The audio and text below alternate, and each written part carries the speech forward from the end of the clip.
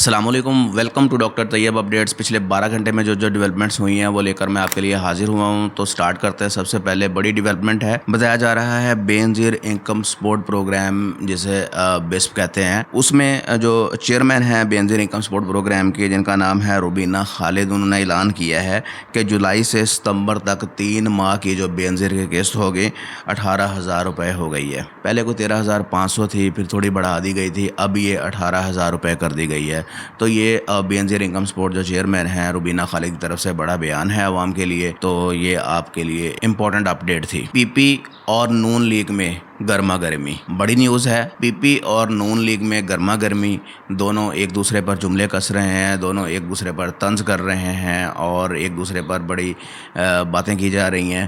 اور یہ کیا کیا باتیں ہو رہی ہیں یہ میں آپ کو بتاتا ہوں۔ بتایا جا رہا ہے کہ میرا نون لیگ کے دوستوں کے لیے بس اتنا پیغام ہے، اب آپ کی الٹی گنتی شروع ہو چکی ہے۔ یہ بلاول بھٹو نے کہا ہے، بلاول بھٹو زرداری نے نون لیگ کے بارے میں یہ کہا کہ اب ان کی الٹی گنتی شروع ہو چکی ہے، اب ان کی حکومت پنجاب کے ساتھ ساتھ کہیں بھی نہیں رہے گی۔ ان پہ طنز کرتے ہیں اور اس کے بعد کہتے ہیں آپ کو وہ آواز سنائی دے رہی ہے، ذرا غور سے سنیے، tick tick tick. Chairman Peoples Party Bilawal Bhutto کا ویڈیو پیغام ہے جو انہوں نے نون لیگ کو دیا ہے۔ یہ جو ہے اب ووٹنگ کا سلسلہ جاری ہے آزاد کشمیر میں، تو اس وجہ سے یہ دونوں ایک دوسرے پر بیان دے رہے ہیں اور کبھی ان پہ تنقید کر رہے ہیں، وہ ان پہ تنقید کر رہے ہیں۔ تو پچھلے کچھ دنوں انہوں نے تنقید کی تھی کہ یہ فارم 47 کی پیداوار ہیں، تو واپس پھر مریم نواز نے کہا تھا کہ جب آپ بھی صدر بنے تھے آپ کی پارٹی کے، تو وہ بھی تو فارم 47 کی وجہ سے ہی بنے تھے نا۔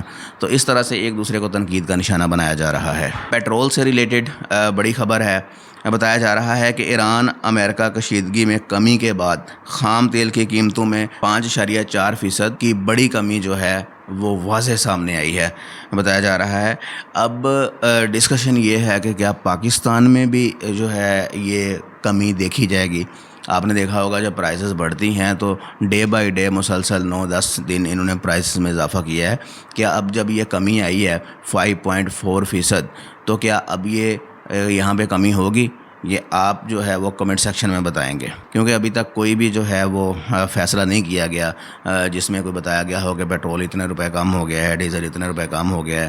کیونکہ یہ بتاتے ہیں کہ جب زیادہ کرنی ہوتی ہیں تو فوراً سے زیادہ ہو جاتی ہیں، جیسے پرائز بڑھتی ہے ادھر پرائزز میں اضافہ ہو جاتا ہے، لیکن جب کمی کی بات آتی ہے تو کہتے ہیں کہ 21 دن اس کی کمی میں لگتے ہیں۔ تو گائز آپ نے بتانا ہے کمنٹ سیکشن کے اندر کہ آپ کی کیا رائے ہے کہ یہ پرائزز اس طرح سے کم ہوں گی یا نہیں ہوں گی۔ بڑا بیان ہے ڈونلڈ ٹرمپ کی طرف سے ایک اور۔ ڈونلڈ ٹرمپ نے جاپان کو بھی نہیں چھوڑا، جاپان کی بھی ایسی تیسی پھیر کے رکھ دی ہے۔ انہوں نے بتایا کہ طنزیہ انداز میں بات کی تھی، انہوں نے بتایا کہ امریکہ کے تعلقات بہت اچھے ہیں اور جاپان امریکہ کا اہم اتحادی ہے۔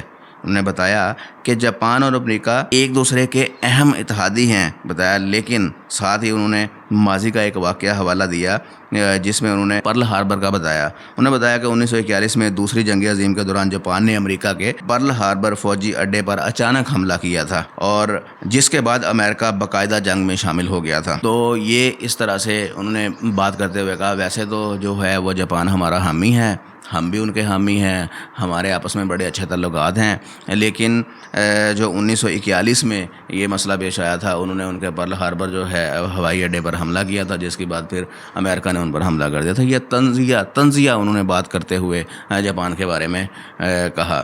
مطلب وہ کسی کو بھی نہیں چھوڑتے، وہ ایران پہ بھی اس طرح سے باتیں کرتے رہتے ہیں، انڈیا پہ بھی کرتے رہتے ہیں، اور جاپان کو بھی انہوں نے بیچ میں رگڑا دے دیا ہے۔ بڑی خبر ہے جو کہ سوات سے ریلیٹڈ ہے، جیسے میں نے آپ کو کل بتایا تھا کہ سوات میں ایک بم دھماکہ ہوا تھا اور جس میں متعدد لوگ جو ہے وہ مارے گئے تھے اور بہت سارے لوگ زخمی ہو گئے تھے۔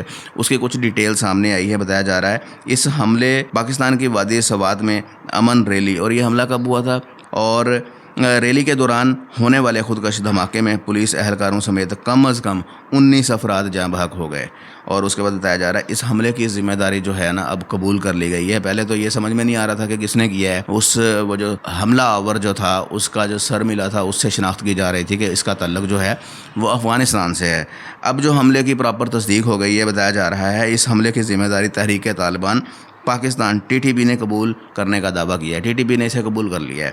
اور اس کے بعد انہوں نے رپورٹس کے مطابق شدت پسند اب خطرناک ڈبل ٹیپ حکومت عملی کا استعمال بڑھا رہا ہے، جس میں پہلے ایک حملہ کیا جاتا ہے اور پھر موقع پر پہنچنے والی امدادی کارکنوں اور سیکیورٹی فورسز کو دوسرے حملوں میں نشانہ بنایا جاتا ہے۔ یہ نئی حکمت عملی پاکستان کے سیکیورٹی فورسز کے لیے بڑھتی ہوئی تشویش کا باعث بن چکی ہے۔ مطلب کہ ایک حملہ پہلے کیا جاتا ہے، جیسے ہی وہاں پہ لوگ جمع ہوتے ہیں، سیکیورٹی فورسز، سیکیورٹی ذرائع وہاں پہنچتے ہیں، تو ایک حملہ پھر سے ہو جاتا ہے، جس کی وجہ سے متعدد لوگ، سیکیورٹی ذرائع جو ہیں، ادھر ادھر کے لوگ جتنے بھی مجمع اکٹھا ہوتا ہے، مزید لوگوں کی ڈیتھ ہوتی ہے۔ تو یہ ایک بڑی تشویشناک خبر ہے جو انہوں نے اپنائی ہوئی ہے۔ فی الحال کے لیے یہی اپڈیٹس تھیں، ملتے ہیں نیکسٹ اپڈیٹس کے ساتھ، فی امان اللہ۔